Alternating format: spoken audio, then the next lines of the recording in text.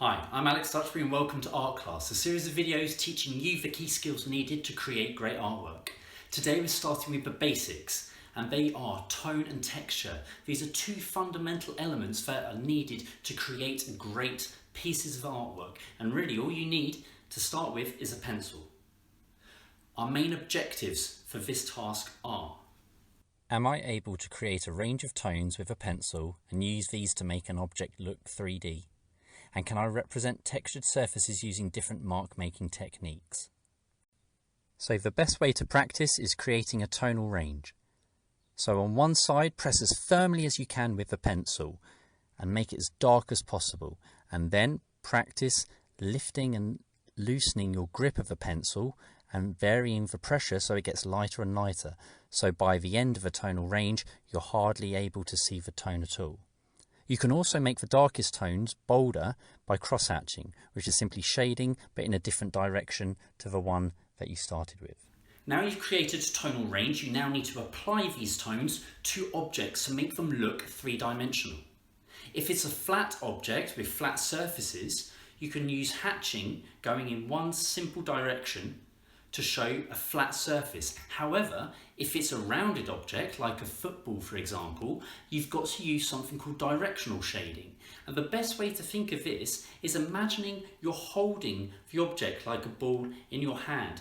Think of the movements of your hands as you're doing this, as you're trying to show the shape of the ball. You've got to try and mimic that when you're using your pencil and when you're applying tone to that object.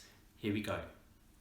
So here are two outline shapes, and we're going to try and make them look three-dimensional by adding our tonal range.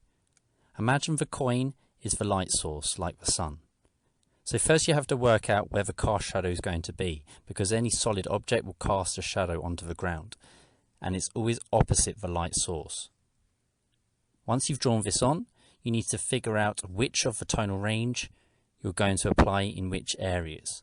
So the furthest from the light source should be the darkest, and the cast shadow will be equally dark. The front panel is halfway around, so it's not in direct sunlight, but it's not in the darkest part. So let's put that in a kind of mid-tone. And let's leave the top, which will be catching the light, light. With the oval, again, work out, but it's a circular cast shadow underneath. And then use directional shading to fade from dark on the bottom left side, the opposite edge to the light source, and fade it up to lighter, but use your curved shading motion. Then if you see individual lines, it doesn't matter so much. And then you have two 3D looking objects.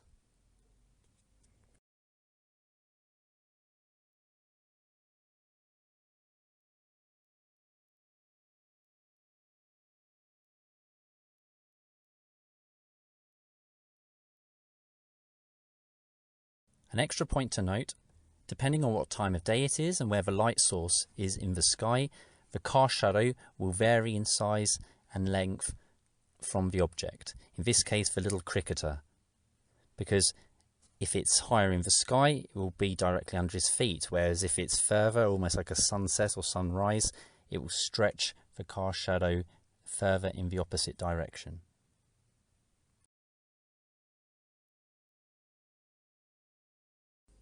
Let's move on to drawing textures. So it's worth remembering to visualize a texture, imagine how a surface would feel to touch, and then try to mimic that as a pattern on a page.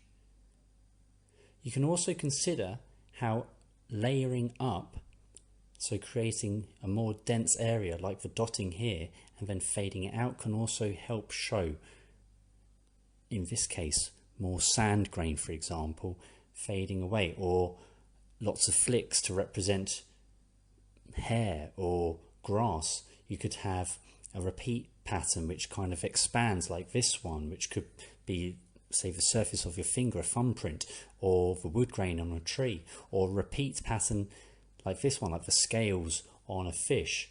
So there's lots of different things you could do.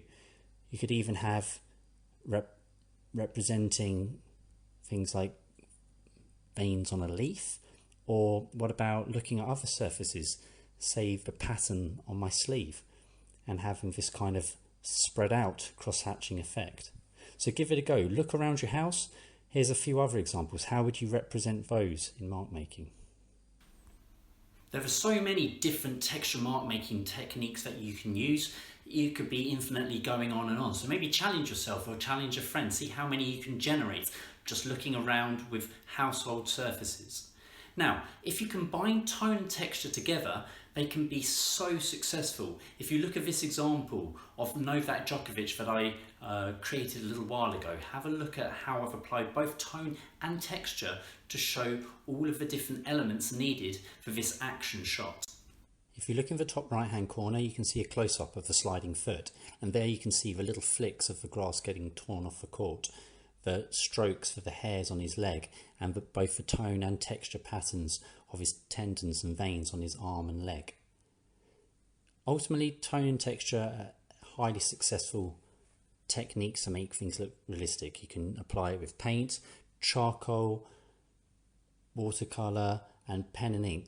I did my whole Pupils at War animation using just black paint on an old textured brush. Check it out if you have time. So there you go. They are the absolute basics needed to create a great piece of artwork. If you can nail the tone and the texture and apply them together, you're onto a winner. So give it a go. My name's Alex Stutchbury. Goodbye.